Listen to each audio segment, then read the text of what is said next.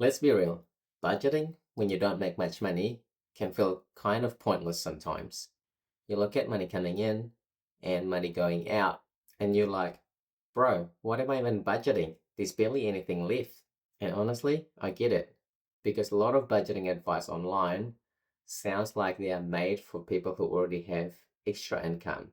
Like, just invest the $500 a month. Cool. But what if you only have $50 at the end of the month? That's the part a lot of people don't talk about. But here's what I'm learning. Budgeting is not just for people who already have extra income. It's for people who want to take control of their money. They want to understand, have a clear picture of their situation, and take control of their money. When money is tight, clarity matters more. The first thing I would do is simple. Write down the real numbers. What is your income per week or per month? And what are your expenses? And I would categorize expenses into three categories. One is needs, two is priorities, three is leaks. So your needs are clear.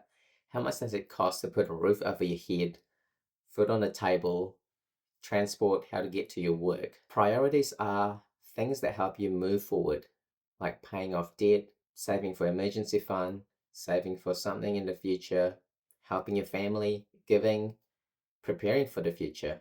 And then there are leaks. These are the things that quietly drain your money without you even knowing. Random snacks, food delivery, buying coffee, eating out.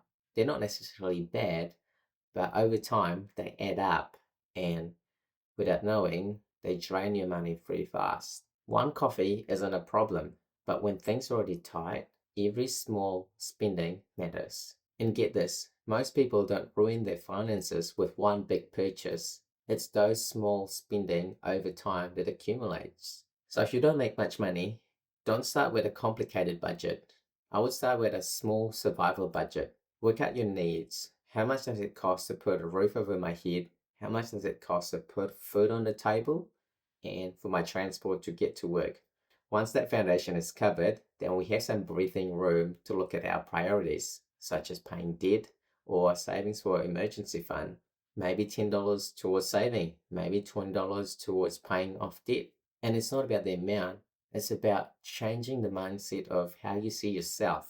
When you start trusting yourself that you can manage money, you feel good about yourself, and you start taking control of your money. And when you're faithful with a small amount, you're more likely to be able to manage bigger amount later down the track. Small wins rebuild your trust, and when you trust yourself, things become less stressful. Not because everything gets fixed overnight, but because you're no longer running from it. You're facing it, you're taking responsibility, you're owning it. You're doing what you can with what you have. And honestly, that's where change starts. So if you don't make much money, it starts from here. Write down the real numbers and work out your needs. Once you've covered your needs, then you can look into your priorities. How much you can start paying off debt or saving for your emergency fund. And start there. And don't focus on the amount. $5, $10, it doesn't matter. Focus on the habit that you're building, that you want to start trusting yourself again to be able to say, hey, I am in control of my money in this situation, and I know I can set aside funds when I need to.